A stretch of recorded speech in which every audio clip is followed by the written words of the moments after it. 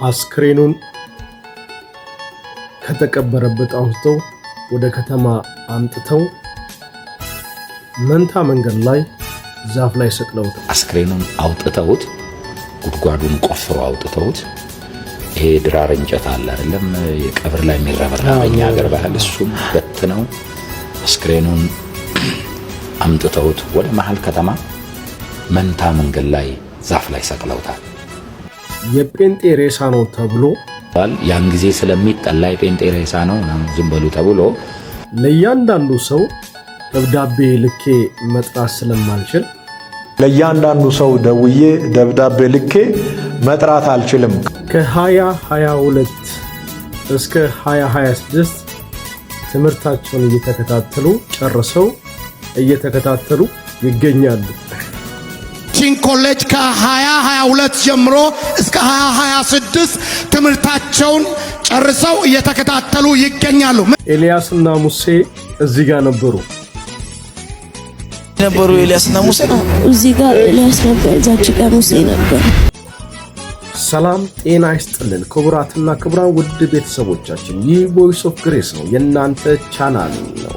ለቮይስ ኦፍ ግሬስ አዲስ የሆናችሁ ሰብስክራይብ በማድረግ ቤተሰብ ይሁኑ። እንደተለመደው በሌላ ቪዲዮ ተመልሰናል። ታዲያ እርሶ እስከ ቪዲዮ መጨረሻ አብራችሁን ቆዩ። ይህንን ቪዲዮ ላይክ በማድረግ ጀምሩት። ወደ ቪዲዮ እናልፋለን። ወደ አይምሮዬ አንድ ነገር መጣ።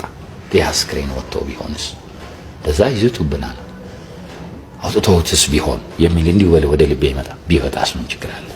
ስንት ነገር ውስጥ አልፌ መጥቻለሁ ብዬ ተነስቼ ደግሞ ጉዞዬን ቀጠልኩ።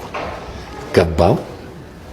አሁን ፓስተር የሆነ በዛ ጊዜ ዳቆን የሆነ ሰው ገባው። ጠየቅኩ፣ እንዴት ነው የዛ አስክሬን ቦታ አይታችኋል እንዴ ስለው፣ አይ እኛም እኮ እየተጠራጠር በየቀኑ ያለው ሰላም ነው አለኝ። መቼ ነው ይሄ? እሁድ ከሰዓት ማለት ነው።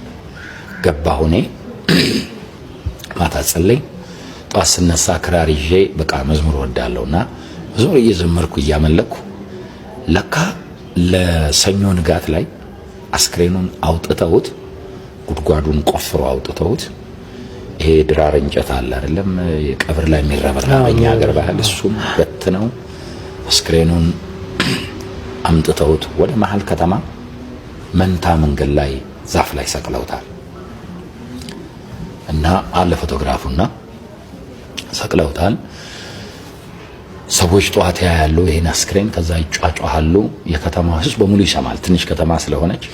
ከዛ በእኛ መንገድ የኔ ቤት ዋና መንገድ ላይ ስለሆነ ወደ ባሌ መሻገሪያ ባለቤቴን ጧት ለስላሳ ነገር ግዢልኝ ጠምቶኛል አልኳት። በግሬስ ስለተጓዝ ደክሞኛል ጧት ላይ እና እኔ ጋልጋላውኝ በቃ ዘምራለሁ አመልካለሁና ዋላ አረ ሰዎች በዚህ በቃ እየተጠቋቆሙ ያልፋሉ። ምንድነው አለች። ያው ሰሞኑን ሜዳ ላይ ቀበሩ ነው አስክሬን፣ ሌላ ነገር የለም ታያቸው ምናምን ብዬ እኔ ለስላሳዬን ጠጥቼ አመልካኝ ጀመርኩ። በቃ አዘምራለሁ አመልካለሁ ጌታ ነው።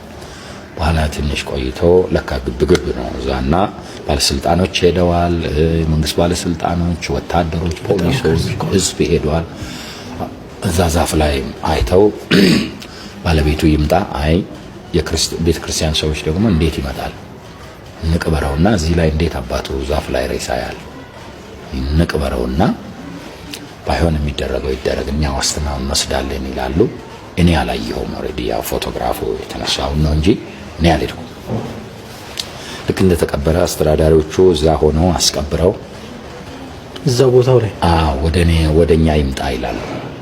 እና ኦሬዲ ያን ያደረጉትን ሰዎች ሌሊት ሮንዶች ነበሩ። ሮንዶቹ አይቷቸዋል። ጎትቶ ይዞ ሲመጡ ገና ሳይሰቅሉ አይቷቸዋል። እነማን እንደሆኑ ተገናኝተዋል። ያን ጊዜ ስለሚጠላ የጴንጤ ሬሳ ነው ዝም በሉ ተብሎ ስለሚነገር ያው ማንም ቦታ አልሰጠው። ከቀብር ቦታ ጎትቶ ነው የሚያመጡት። ቤተሰቦች ከዚህ ቪዲዮ ምን እየተማራችሁ ነው? ከዚህ የክርስትና ጉዞ ለናንተ ዛሬ ላይ ስንቅ የሆናችሁ ዘንድ ምን ቀርቶላችሁ ይሆን? እስቲ የዚህ ቪዲዮ መጨረሻውን እንስማው። ያን ጊዜ ስለሚጠላ የጴንጤ ሬሳ ነው ዝም በሉ ተብሎ ስለሚነገር ያው ማንም ቦታ አልሰጠው። ከቀብር ቦታ ጎትቶ ነው የሚያመጡት።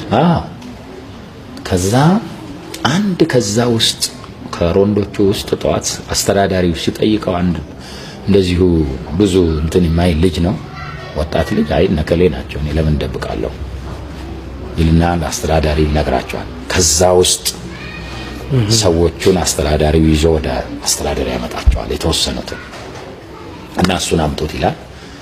ሁለት መምህራኖች ወደ እኔ ይላካሉ እና እንዴት ይንገሩኝ እኔ በጣም ደስታ ውስጥ ነኝ ያመለኩ ነው እና የሆነው ነገር ሰሞኑን ገጠር ሄጄ በቃ እኔ ለቅሶ አልተቀመጥኩም እና የሚገርም ስራ ላይ ነበር። ያንን የጌታን ስራ እያደነኩ ማታ ደግሞ ስለጠየቅኩ ሰላም ነው ብለውኛ ምንም አትጠረጠርም እኔ በገባው ሌሊት ነው ይሄ የሆነው። ከዛ በኋላ እንደምንም ተራራ ዞሮ በብዙ ነገር ነገሩኝና ያስክሬን ወጥቷል በቃ አሁን አስተዳዳሪ ይፈልጋልና አሉ ነው። አዎ ምንድነው ሻውላው አይ ሰላም በጣም ጥሩ ልብሴን ለባበስ ሲሄድ ወገኖች በቃ እየተንከባለሉ እየጮሁ ነው። ማሹ እንግዲህ ጌታን ከዚህ በኋላ ሊተውም ይችላል ምን አይነት ነገር ነው ሐሳቡ። መሐላ ወገኖች ጋር ሄደን አንድ ላይ አመስግነን ከዛ ትሄዳላሉ። ሲሄድ ይጮሃል ህዝቡ በቃ መሐላ ምን ሆናችሁ አልኩኝ ምን ይላል አረጋጋው ምንድን እግዚአብሔር ስራ ሊሰራ አስቧል እንሰራለን ስራውን በቃ ከዛ አስተዳደር ሄድኩ። አስተዳደር የተወሰኑ ሰዎችን አሳየኝ በቃ እነዚህ ናቸው ከነዚህ አይሩቅም ምስክሮች ነከሌ እነዚህ ሮንድ የነበሩትን ታረግና ክስ ደብዳቤ ታስገባለህ አለ። እኔ ለሱ ጊዜ የለኝም ግን ሰዎችን ፍቃድልኝ 10 ደቂቃ ስለ ክርስቶስ ልንገራቸው ብዬ 10 ደቂቃ ሰበኩ። እዛ ጨብጫቸው ሊወጣ ሲል አንዳንዱ አልጨብጥም አለ። አንዳንዱ ነጠላ እጅ ላይ አርጎ ነው የሚጨብጡኝ እንዳይረክሱ ማለት ነው። ለማንኛውም እኔ ወደዛ ማልሄድኩም ወደ ክስ ማልሄድኩም ምህረት አድርጌያለሁ ብዬ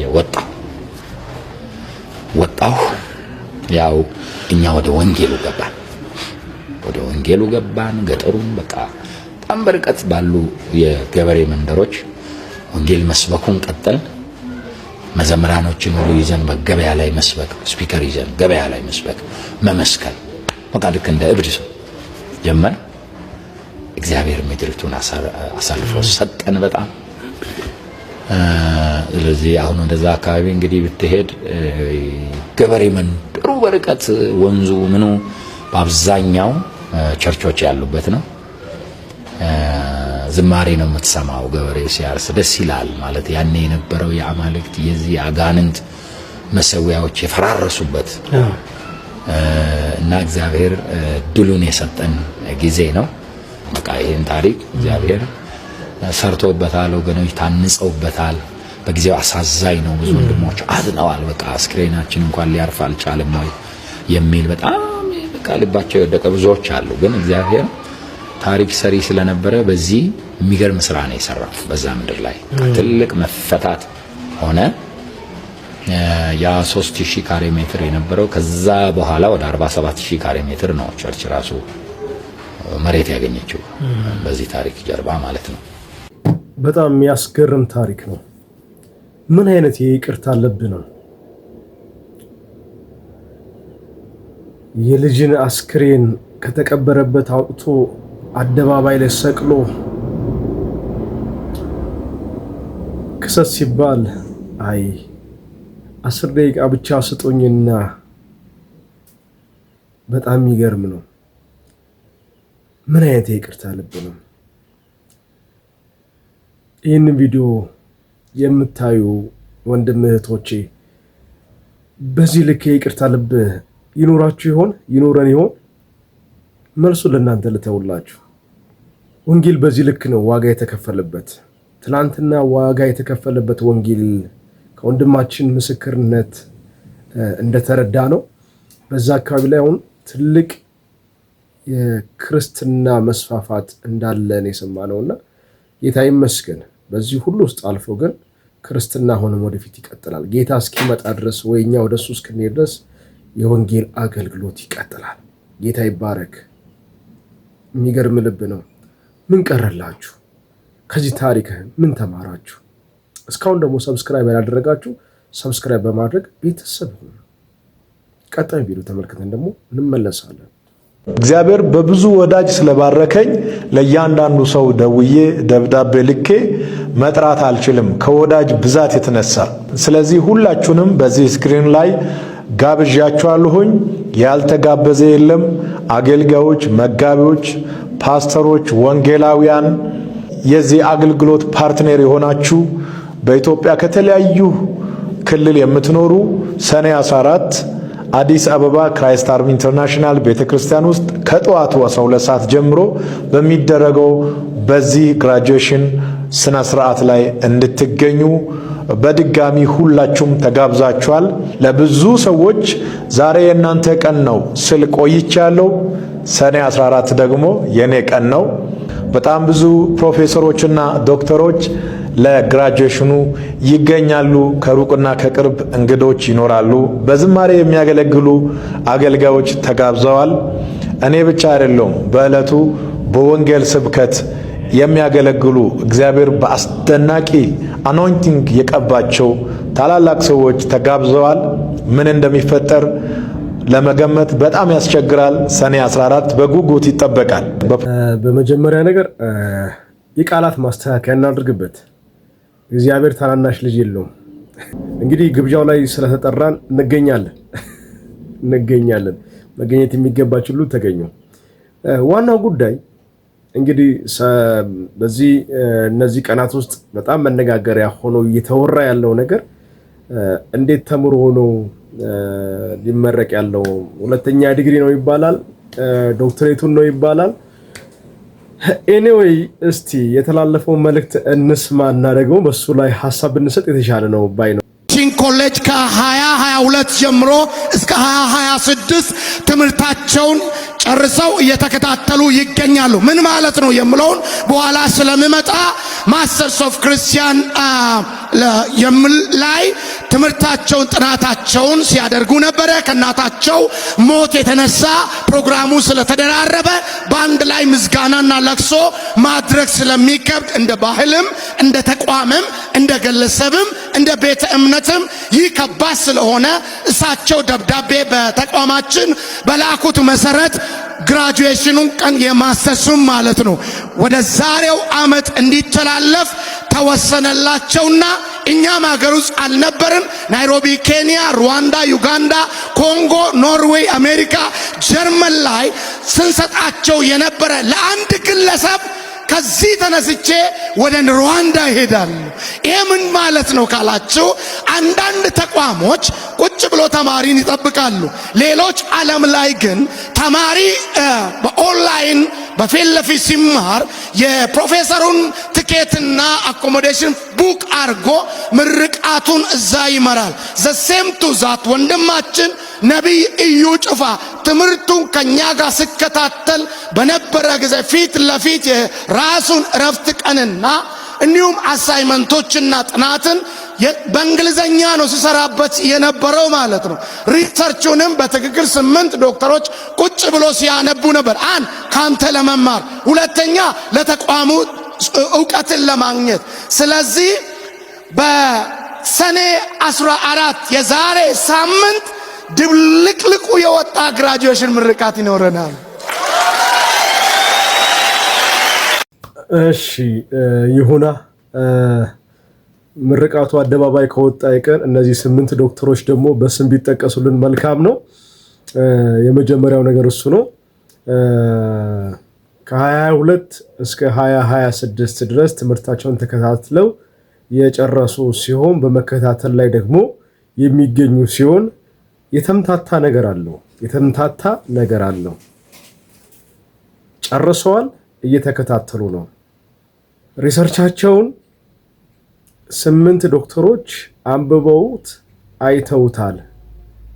እንግዲህ ምረቃው አደባባይ ከወጣ አይቀር እነዚህ ዶክተሮችም ቢገለጹ መልካም ነው። ህዝቡን ቢያውቃቸው በጣም መልካም ነው ብዬ አስባለሁ።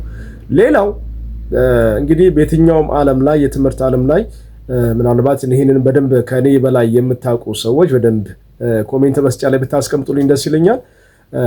እንግዲህ ትምህርት ቤት ካስመረቀ በኋላ እንግዲህ ሪሰርቹን ሰርቶ ከጨረሰ በኋላ ሪሰርቹን ካስገባ በኋላ የመመረቂያ ጊዜ ለሱ ለብቻው ተላልፎ የሚደረግበት አግባብ አለው ወይ? ትምህርቱን ተምሮ ጨርሷል ብሏል አደባባይ። ይሄ ከሆነ ለምንድን ነው 2017 በእናቱ ሞት ምክንያት ኦልሬዲ አልቋል፣ ሌሎቹ ተመርቀዋል።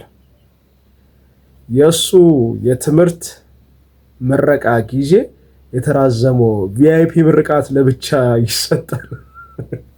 ሌላው ነገር እንተውና ተምሬያለሁ ሰው ካለ በምን ሰዓት ተማርክ አይባልም፣ በምን ሰዓት ተማርክ አንለውምና እሱ ሌላው ለእናንተ እንተውና እኔው ግን በመማሩ ደስተኛ ነኝ። ግን ጥያቄ የሚያስነሱ ነገሮች አሉ። ጥያቄ የሚያስነሱ ነገሮች አሉ። በእርግጠኝነት ያንተን ከፍ ማለት የሚቃወም አጋንንትን ብቻ ነው ብዬ አስባለሁ። ነገር ግን ጤናማ የሆነ አካሄድ ያስፈልገናል። ጤናማ የሆነ አካሄድ ያስፈልገናልና እንደዛ ቢታሰብ ባይ ነኝና ኤኒዌይ ውድ ቤተሰቦቻችን እስካሁን ላይክ ያላደረጋችሁ ላይክ አድርጉ። ሐሳባችሁ በኮሜንት መስጫ ውስጥ አስቀምጡልን። ሰብስክራይብ ያላደረጋችሁ ሰብስክራይብ አድርጉ። እስቲ በመጨረሻ ደግሞ አንድ ቪዲዮ ተመልክተን እንመለሳለን። እዚህ ነበሩ ኤልያስና ሙሴ። እዚህ ጋር ኤልያስ ነበር፣ እዛች ጋር ሙሴ ነበር። ደውስቶክ አባቱ ስለኔ ያወሩ ነበር። እርስ በርስ ሲነጋገሩ ሰማች ነበር። እንደዚህ ሁለት የሆነ ነገር ይዘው እንደዚህ እንደ ታብሌት አይነት ነገር ስለኔ ስለ ፊውቸር ምናምን መሄድ ስላለብኝ መንገድ ለሙሴ ይነግረው ነበር ኤልያስ። ከዛ አውርተው እዛ እኔ ባልነበርኩበት እዚህ ጋር ይዞ ነበር ኢየሱስ። አውርቶት ከመጣ በኋላ እግሩን ያዥ ሂጂና ፈልገሽ፣ ግን አልቻልኩም፣ መነሳት አልቻልኩም። መምጣት አቃተሽ። እቺ ደግሞ ሞልቃቋ የቦሌ ከገነት ተመላሽ ናት።